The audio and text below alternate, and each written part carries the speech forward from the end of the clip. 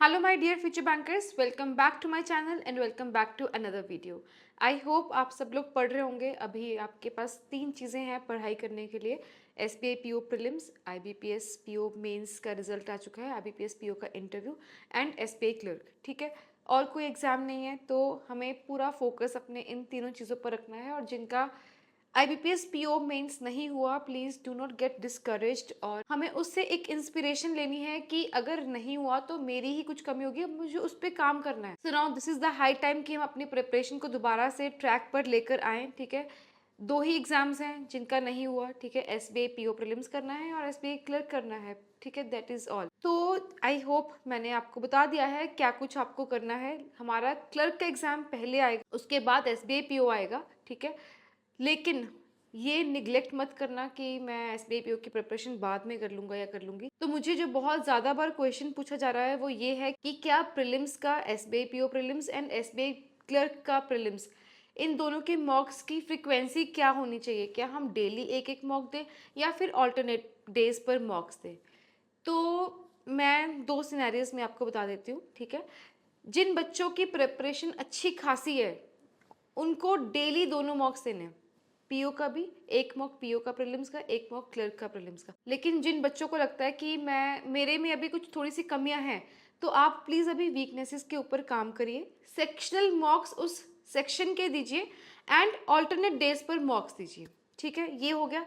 And अगर mains की बात करूं, मेंस के मॉक्स आपको कहाँ से देने हैं, तो I would recommend you, I would advise you and मैं स्ट्रिक्टली आपको बोलूँगी कि मैंने अपने टाइम पे सारे मॉक्स SBI PO के टाइम पे मेंस के सिर्फ और सिर्फ स्मार्ट किरा से दिए थे। ठीक है, एंड अगर मैं यहाँ पे एक और चीज़ पहले आपको बता दूँ कि उनका एक वसंत पंचमी का ऑफर चल रहा है which is valid only till today, that is 4th. So if you will use my code that is TG Max, तो आपको फ्लैट 25% ऑफ मिलेगा किसी भी कोर्स पर। उनके मॉक ड्रिल्स अच्छे हैं। स्मार्ट कैडर के मेंस की मॉक टेस्ट सीरीज बहुत ही अमेजिंग है। ठीक है, उसका लेवल SBI PO के थोड़ा सा ऊपर ही होगा और हमें प्रिपरेशन भी उसके ऊपर ही करनी है क्योंकि इस बार तो वैकेंसीज भी कम है। और पैटर्न की बात करूँ तो वो बिल्कुल लेटेस्ट पैटर्न के हिसाब से डिज़ाइन हो चुके हैं ऑलरेडी। ठीक है, तो अभी मैं आपको कुछ जो भी आपके SBI PO एंड क्लर्क के रिलेटेड जो भी आपके टेलीग्राम पर चैनल पर क्वेश्चंस पूछे गए हैं वो मैं उनका रिप्लाई कर देती हूँ। ठीक है, जैसे किसी ने पूछा कि क्लर्क के लिए कितने मंथ्स का GA सफिशेंट है, तो मैं आपको बता दूं कि 6 मंथ्स का रिकमेंड किया जाता है। मैंने 5 मंथ्स का किया था, तो अगर आप अच्छे से करोगे 5 मंथ्स का भी बहुत, it is more than enough. ठीक है, आपको क्विजेज लगाने हैं, जहाँ से आप पढ़ रहे हो PDF से पढ़ते हो, PDF से पढ़ो, स्मार्ट करके मॉक ड्रिल से करते हो वहाँ से क्विजेज लगाओ, उनके वन लाइनर्स पढ़ते हो वहाँ से पढ़ो, यूट्यूब से करते हो, फ्री सोर्स से करते हो, जहाँ से भी करते हो, बट 5 मंथ्स का कर लो, it is more than enough. ठीक है, तो एक और डाउट है जो पूछा गया है। गुड मॉर्निंग दी अब लास्ट 21 डेज में SBI क्लर्क के बुक से ज़्यादा सेल्फ स्टडी करनी चाहिए या मॉक टेस्ट से प्रैक्टिस करनी चाहिए? और दी UPSC एग्ज़ाम से पहले एक बुक को 10 से 15 बार मल्टीपल टाइम रिवीजन करना होता है, बट दी यहाँ बैंकिंग इंडस्ट्री में ओनली प्रैक्टिस चाहिए, तो अब हमें क्या करना चाहिए? प्लीज़ गाइड मी दीदी, please my dear bigger sister. ठीक है, तो अभी डियर मुझे ऐसे लगता है कि आपको लेटेस्ट क्वेश्चंस की प्रैक्टिस करनी चाहिए। आप चाहे आप बुक से भी प्रैक्टिस कर सकते हो, लेकिन आपको लेटेस्ट क्वेश्चंस चाहिए। ठीक है, मेमोरी बेस्ड होते हैं मोस्टली बुक्स में, मेमोरी बेस्ड अगर आपके खत्म हो गए हैं एंड जो भी प्रीवियस ईयर क्वेश्चंस होते हैं वो सारे खत्म हो गए हैं, अभी हमें लेटेस्ट क्वेश्चंस प्रैक्टिस करने हैं, तो मैं आपको रिकमेंड करूंगी कि आप ऑनलाइन सोर्सेज के थ्रू प्रैक्टिस करिए।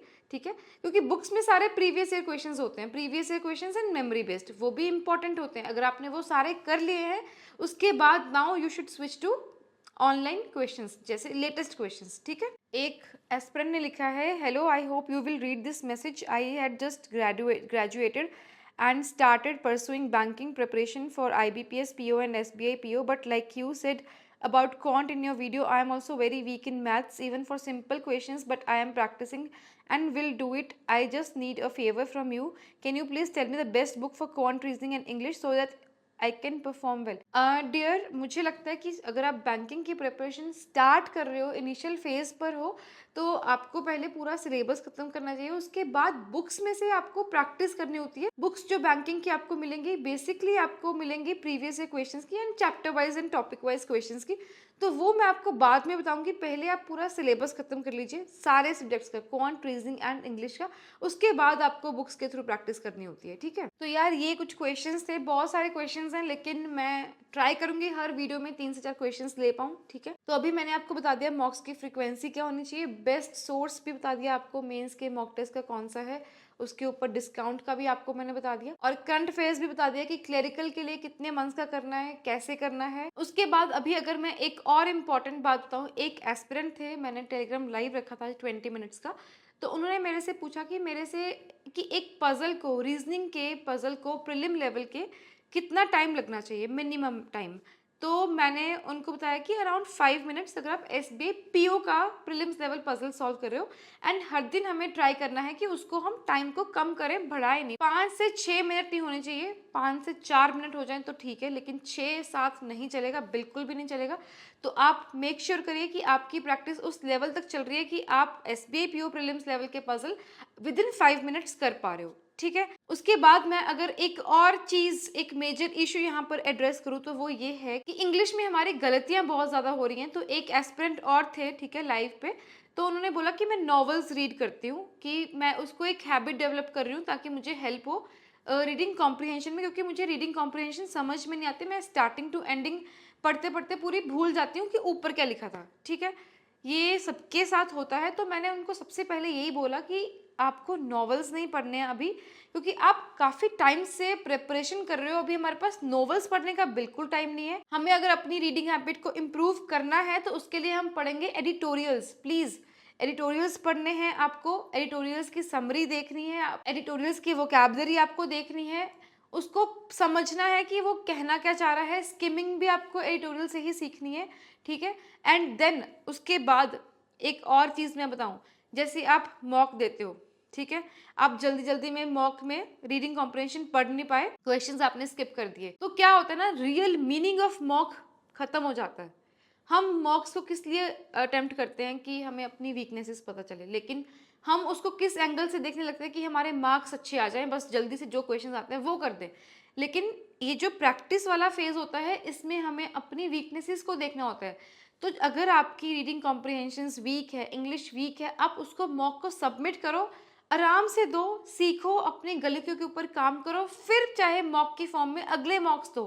लेकिन now this is the only time, जब 15-20 दिन बचेंगे एग्जाम में, तब आपके पास ये सब करने का टाइम नहीं बचेगा, ठीक है। तो PO लेवल अगर आप मॉक्स देते हो इंग्लिश के, तो अगर आपकी इंग्लिश वीक है, आप सबमिट करो, रीडिंग कॉम्प्रिहेंशन अच्छे से पढ़ो, चाहे आपको 1 घंटा पूरा रीडिंग कॉम्प्रिहेंशन पढ़ने में लग जाए, स्टार्टिंग से लेके एंड तक पढ़ो, स्किमिंग करो, कैसे मर्जी उसको सीखो, देखो कि वो कहना क्या चाह रहा है। ये नहीं कि आगे का पढ़ा पीछे का भूल गए, ठीक है। मार्क्स के पीछे मॉक्स में मत भागो, ठीक है, वो हम फाइनल में देखेंगे।